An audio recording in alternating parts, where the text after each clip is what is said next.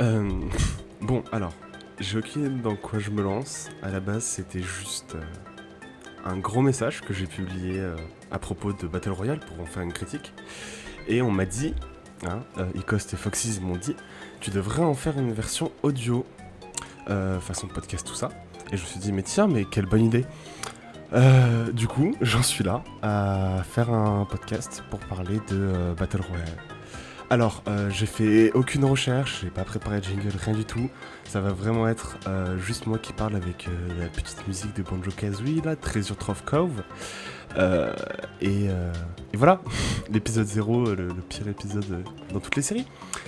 Alors, Battle Royale de Kunshun Takemi, un livre qui est sorti en 1999, qui a eu le droit à son adaptation en film en l'an 2000.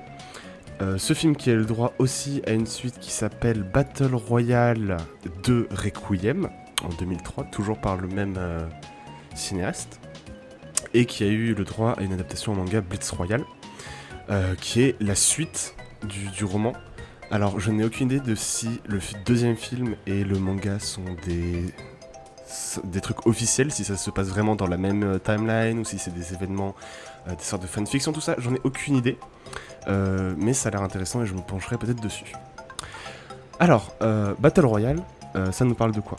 Et ça parle de quoi en général en fait ? Alors, d'après le titre, c'est un Battle Royale, évidemment, ça paraît assez logique. À la manière de tout ce qu'on a, comme on a Hunger Games qui est un Battle Royale, on a Mirai Nikki en manga et en animé qui est aussi un Battle Royale, dont je parlerai peut-être un jour. On a quoi d'autre ? On a Fortnite, PUBG, Call of qui sont des jeux vidéo de Battle Royale, qui sont des Battle Royale où eh bien, le but d'un Battle Royale c'est de s'entretuer jusqu'à ce qu'il ne reste qu'une seule personne vivante. Et du coup, Battle Royale de Kunshun Takemi, c'est le premier roman, la première œuvre de média en fait qui met en scène ce genre de truc là, d'après ce que j'ai compris. C'est Battle Royale. Ce roman-là, c'est la naissance de tout le genre Battle Royale qui mène à Hunger Games, qui mène à Fortnite, à tous ces trucs-là. À la base, c'était pas censé avoir cette forme-là. À la base, c'est inspiré du catch et de la boxe, d'après ce que nous dit l'auteur, que c'est une sorte d'hommage un peu étrange à la boxe. Et c'est assez, ça a mené à tout ce genre-là aujourd'hui. Un livre qui quand même est vachement connu. Il y a Stephen King qui l'a lu et qui même est là, est au dos de la 4ème de couverture. Et qui dit à propos de Battle Royale que que ça évoque un riff de guitare follement divertissant, un mélange improbable du jeu Survivor et d'un combat de catch, à moins que Battle Royale ce soit juste qu'une œuvre d'une personne complètement folle. Donc si Stephen King l'a lu, ça veut dire que ça a eu quand même beaucoup d'impact, et ça a eu beaucoup d'impact, autant dans les médias en général que ça en a eu dans la pop culture, parce que ça a été quand même une énorme réussite. Alors malheureusement, l'auteur de Battle Royale, Kunshun Takemi, il n'a pas écrit d'autres livres. Pour le moment, il paraît qu'il est en travail sur son 2e livre, et qui n'est pas encore sorti. Et aujourd'hui, il a été journaliste. Il a été journaliste et écrivain sur la politique au Japon. Ce qui se ressent beaucoup dans le livre, je vais y venir. Alors, Battle Royale, ça parle de quoi ?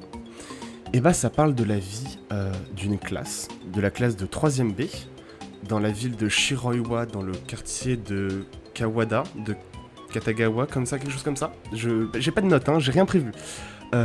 Du coup, cette classe de 3ème B vit dans un Japon complètement imaginatif qui fait partie d'une république qui s'appelle la République de Grande Asie et qui rejoint plusieurs pays d'Asie sous la forme d'une république assez autoritaire. Le chef de cette république est nommé le Reichsführer. Et en fait, quand on s'y penche, c'est un mélange étrange entre du nazisme et un communisme stalinien, pas un communiste par exemple marxien, plus du communiste de Staline, donc du communisme oppressif. Un peu dans la lignée en vérité du communisme qu'on voit aujourd'hui en Chine, avec une surcouche de nazisme. Donc il y a un message politique. Déjà, il y a un message politique qui est très assumé dans le livre. Malgré que je trouve c'est un message politique et un message sur notre société en général, les médias, qui reste vraiment sur de l'analyse très basique, de l'analyse de surface. On a tout le message à propos du programme, je vais y venir, qui est là. Il y a une critique des pouvoirs, de la puissance, des États, mais qui reste trop sur la surface en fait, qui n'attaque pas des vraies idées de fond. Et je trouve ça un peu dommage. Du coup, cette classe de 3ème B, elle se rend dans un voyage scolaire, et ils se rendent compte au milieu de leur voyage scolaire que, boum, en fait, ils ne se rendent pas dans un voyage scolaire. Ils se rendent dans une île, complètement inconnue, et ils sont accueillis par un pur psychopathe, qui s'appelle Kinpatsu. Je n'ai plus son nom exactement, mais son nom de famille c'est Kinpatsu, qui va leur expliquer qu'en gros, ils sont là, sur une île, que personne ne connaît, ou qu'en tout cas qui a été privatisée, pour participer au programme de la République de Grande Asie. Alors, c'est quoi le programme de la République de Grande Asie ? C'est très simple, et c'est là que naît en fait le Battle Royale. Ils sont 42 élèves, ils ont des colliers qui leur empêchent, qui sont chargés d'explosifs et qui explosent s'ils désobéissent ou s'ils rentrent dans des zones, tout ça, c'est expliqué dans le roman. Ils ont des colliers mortels qui mettent en fait qui mettent leur vie entre les mains de Kinpatsu. Et on leur dit, vous êtes 42, à la fin il en reste un, maintenant go, vous allez tous vous entretuer. Et celui qui gagne, il gagne. Mais il gagne quoi ? Bah c'est très simple, il gagne le fait qu'on lui paye tous ses frais, sa nourriture, ses médicaments, tout ça, tout le reste de sa vie. Et en plus de ça, il a un autographe du Reichsführer. Alors, en vérité, le but du programme s'avère beaucoup plus profond, mais j'y viendrai plus tard parce que ça va être du spoil, en vérité, ça va être du spoil. Pourquoi j'ai aimé ce livre ? C'est assez compliqué à dire, parce que j'aime ce livre, et en même temps, je lui ai trouvé beaucoup de défauts. Alors, ce livre, il est déjà cool, parce que, je le répète encore une fois, c'est la première pièce de média sur Internet, enfin en général dans la culture, qui évoque le thème du Battle Royale, qui a été repris pendant beaucoup de temps, surtout dans les années 2000-2010 avec Hunger Games et Mirai Nikki. Et je connaissais pas, et ça m'a beaucoup intrigué en fait. On me l'a conseillé en me disant c'est l'origine du Battle Royale, ça va être super intéressant et tout.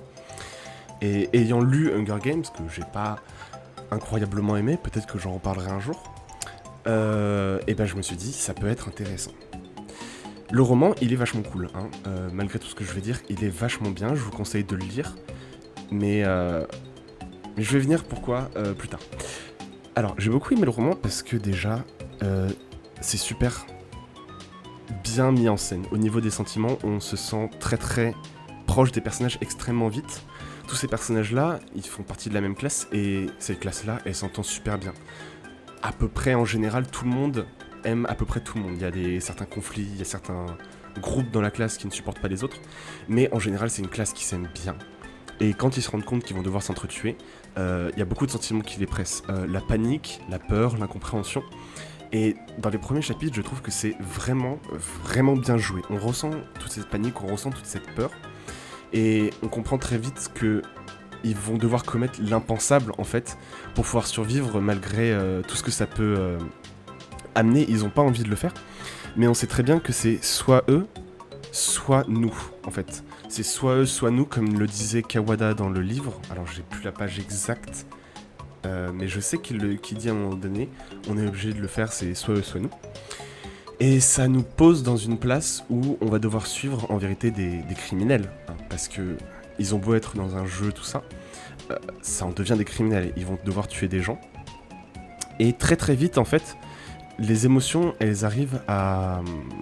Comme Shun Takami, il arrive à jouer avec nos émotions, en fait. Parce qu'on va pas suivre 15 personnages ou qu'un groupe de personnages pendant tout le roman. En fait, on va suivre tous les élèves au fur et à mesure. Ça, c'est un truc assez particulier. C'est que tous les élèves, on va les suivre parce qu'on va assister à la mort pas de tous les élèves, mais en tout cas de tous les élèves qui vont mourir. Donc, on suit un peu de chaque personnage et on apprend un peu de chaque personnage. Sauf que ils ont tous un point de vue différent sur la situation. On a Shuya, qui est le personnage principal de l'histoire, Shuya Nanahara, qui lui, il veut pas participer à ce programme, il veut juste éviter de tuer ses potes en fait.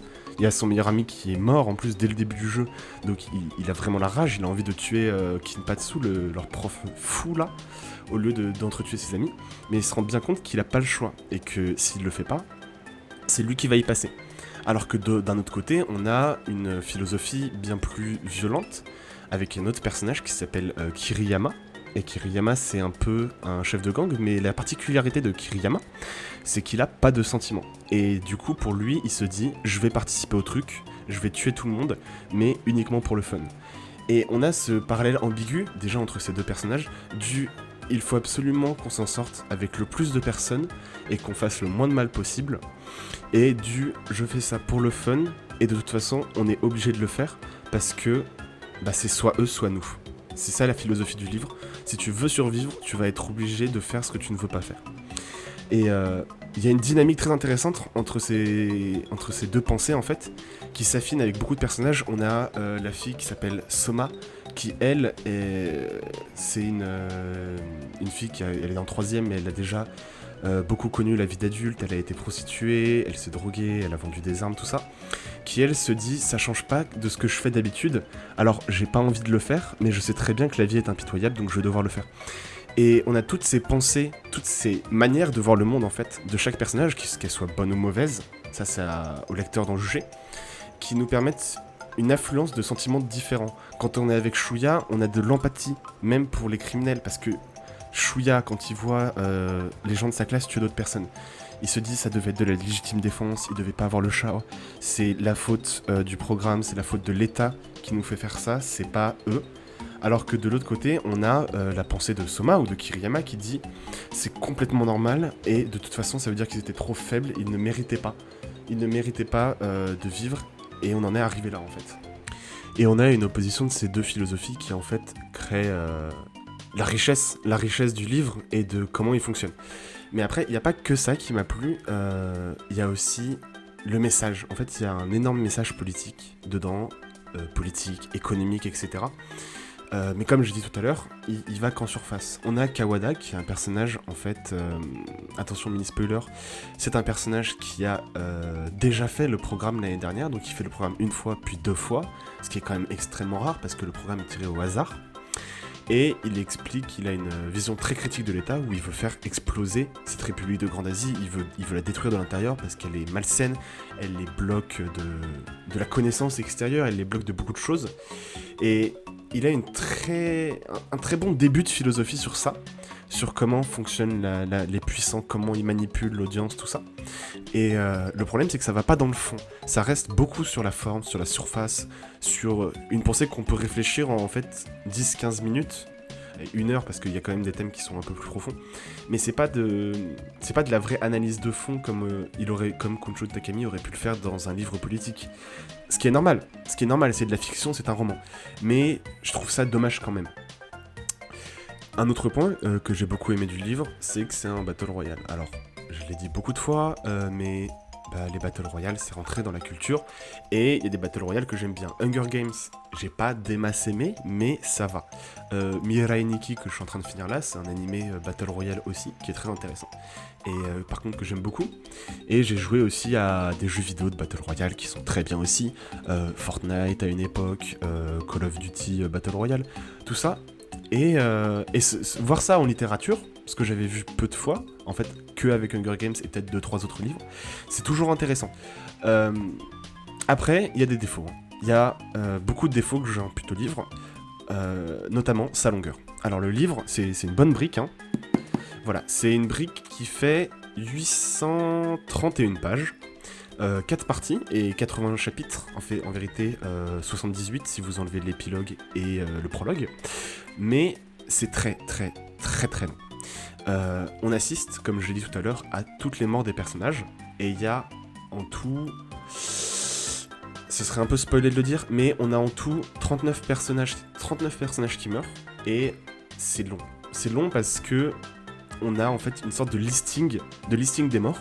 Chaque personnage, sachant qu'il meurt dans un chapitre, et qu'on a la description de comment il meurt, comment ça se passe, ses pensées, un peu de son passé aussi, je trouve que ça ralentit beaucoup l'intrigue principale qui est l'intrigue avec Shuya, Noriko et Kawada qui forment équipe pour essayer de s'en sortir à 3 et de déjouer en fait comment fonctionne le vrai programme où il n'y a qu'une personne, tout ça. Et ça alourdit en fait, ça alourdit beaucoup le récit. Là où dans Hunger Games l'avait fait plus intelligemment, c'est que dans Hunger Games on a des morts hors chapitre. On nous en parle plus tard, mais elles sont hors chapitre et on peut se concentrer sur le personnage de Katniss, je suis plus sûr de comment elle s'appelle dans Hunger Games, on peut se concentrer sur comment elle survit, et pas avoir des points de vue différents. Ils sont intéressants les points de vue différents. Il y a les points de vue de Kiriyama, donc la machine sanguinaire qui veut tuer tout le monde sans émotion. On a le point de vue de Shinji qui lui essaye de se venger de Kinpatsu en fait. Il se dit bon bah on va faire exploser l'endroit où vit Kinpatsu sur l'île pour se venger en fait du fait qu'il nous fait faire tout ça. On a le point de vue de Shuya, de Noriko et de Kawada qui essaient de s'en sortir en se cachant au maximum et en faisant le moins de victimes collatérales. Et en fait, c'est assez bien, ça se suffit à soi-même. Mais on va avoir d'autres points de vue. On va avoir le point de vue de Soma, que j'ai pas trouvé très intéressant. Le personnage en soi est bien, mais ce qui lui arrive n'est pas très intéressant. On va avoir le personnage, je n'ai plus son nom, mais c'est basiquement un gosse de riche qui trouve que tout le reste de sa classe, ce sont des péons, et tout ça. Il dure qu'un chapitre par exemple, parce que c'est le chapitre où il meurt. Et on a que ce chapitre-là de ce personnage parce qu'il est pas important. Mais même, c'est pas intéressant.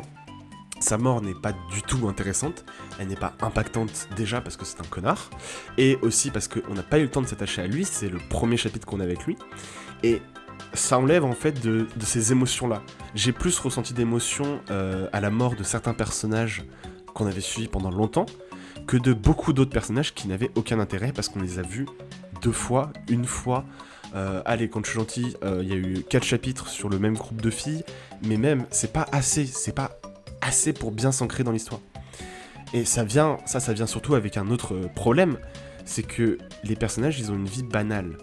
Alors, je perçois le fait qu'ils aient une vie banale, c'est pour montrer la violence de ce programme-là, dans la normalité de notre société, en tout cas dans la normalité de cette société fictive-là. Mais le problème, c'est que c'est de la fiction. La fiction, c'est censé appeler le lecteur, on est censé avoir envie d'aller au chapitre d'après. Sauf que là, on a des personnages qui sont inintéressants au possible. Il y a eu 2 chapitres sur une fille, je n'ai plus son nom, parce que les noms sont assez compliqués à retenir en plus, où tout le truc, c'était juste... Le truc intéressant de sa vie, c'était juste, elle croit en des pseudosciences, du genre extraterrestre, elle est l'élue d'une prophétie martienne, tout ça. Ça n'avait aucun intérêt, parce qu'on n'a pas le temps de s'attacher à elle, elle meurt au bout de 2 chapitres. Et surtout parce que c'est chiant au possible. Elle n'est pas intéressante, ce personnage n'est pas intéressant. Il y a d'autres petits problèmes aussi, le fait que... comment dire ? C'est dommage parce qu'on aurait pu raconter plus de trucs en enlevant toute cette liste de morts, mais malheureusement ça n'a pas été fait. Alors, je vais essayer de faire une sorte de petite conclusion un peu rapide. Est-ce qu'il faut lire Battle Royale ou pas ? Malgré tout ce que j'ai pu dire un petit peu comme point négatif, oui. Oui, il faut que vous lisiez Battle Royale au moins une fois dans votre vie. Ou que vous regardiez le film. Alors, le film je l'ai pas vu, donc je peux pas dire s'il est fidèle au roman. Mais si je peux vous conseiller une chose, découvrez Battle Royale. Découvrez Battle Royale, parce que c'est l'origine d'un énorme genre de notre pop culture actuelle, mais parce que surtout c'est un très bon roman. C'est un roman qui apporte une réflexion, certes pas très aboutie, mais qui apporte une réflexion quand même sur comment fonctionnent nos puissants et le contrôle de masse. C'est un livre intéressant pour les fans de trucs un peu gore, un peu survie, parce que c'est du gore et c'est de la survie, hein. Les descriptions morbides, on en a à la pelle. C'est un très bon livre aussi, parce que c'est... Juste parce que c'est bien, j'ai pas d'autre terme. C'est juste un bon livre, qui a des défauts, mais un bon livre. Si je devais parler d'une scène qui m'a vraiment choqué, ce serait une scène... C'est plutôt un entremêlement de chapitres, et c'est les 5 derniers chapitres de fin. Alors, je vais pas spoiler la fin, hein, je vous invite à le lire vous-même encore une fois, mais disons qu'à la fin, il y a le retournement de situation le plus inattendu possible, et à mon avis, l'un des meilleurs retournements de situation que j'ai pu lire dans ma vie. Et au début, je me suis dit, bon, Battle Royale, c'est pas si bien que ça. Mais quand je suis arrivé à la fin, là, aujourd'hui même en fait, je me suis rendu compte, Battle Royale, c'est incroyable. Parce que on a tellement joué avec nos émotions avant que sans aucun problème, l'auteur arrive à jouer encore une fois avec nos émotions et à nous retourner le cerveau. Et ça fait que la fin est donc encore plus impactante, notamment parce qu'il y a des pertes très importantes, mais surtout parce que ça offre un espoir. Et j'espère en fait que le film Battle Royale 2 Requiem, ça se passe juste après les événements avec les mêmes personnages. En fait, si Battle Royale 2 Requiem, c'est genre, hop, on fait un nouveau programme avec de nouveaux personnages, ce serait pas intéressant. Mais si ça part sur la fin de Battle Royale 1, qui se finit, attention, spoiler, par la fuite de Shuya et Noriko aux États-Unis pour devenir des terroristes et faire exploser le Japon, ce serait vraiment, vraiment, vraiment bien. Et j'ai très hâte de voir ce que ça va donner, je vais sûrement me le regarder. Mais en attendant, tout ce que je peux vous dire, c'est que Battle Royale, c'est un bon livre, un livre avec des défauts, mais un livre qu'on finit par accepter parce que ça vient de l'esprit d'un gars, d'un génie qui a créé l'un des genres qui a été les plus populaires il y a 10 ans. Voilà. Je sais pas trop quoi rajouter de plus parce que j'ai prévu ça, enfin j'ai rien prévu pour ça, mais j'espère que c'est bien et je vois que j'en suis déjà à presque 21 minutes sans parler non-stop. Et je sais pas trop quoi vous dire. Lisez Battle Royale. Vous rejoignez mon serveur Discord si vous voulez. On a un salon littéraire pour parler un peu de littérature, tout ça. Je risque de refaire ça, avec plus de notes, plus d'infos, tout ça, dans le futur, pour d'autres livres que je vais lire ou d'autres livres que j'ai envie de parler. J'ai envie de parler de la passe miroir avec des gens que je connais qui l'ont lu, par exemple. J'aimerais bien parler de beaucoup de livres, donc je risque de refaire ce format, et ça risque d'évoluer. Mais j'ai envie de garder un peu cette vibe, je dis ce qui me vient, et je laisse comme ça. Donc j'ai pas grand chose d'autre à rajouter, merci Ecost et merci Foxys de m'avoir dit pars sur ça, fais ça, parce que sinon je l'aurais juste gardé comme ça en niche entre nous sur mon serveur, sur Audiodidacte, et ça aurait pas été comme ça, et aussi parce que c'est cool le format audio. Donc merci à eux de m'avoir dit vas-y, lance-toi dedans. Et voilà, et j'espère que je vous ai envie de donner envie de lire Battle Royale, malgré le fait que je me suis plutôt mal exprimé. Et que vous allez apprécier le moment, parce que malgré le fait que ça m'a ralenti dans ma lecture, les problèmes que j'ai pu évoquer, j'ai quand même passé un très bon moment sur peut-être ces 3 semaines à lire le roman. Voilà, bonne lecture et au revoir.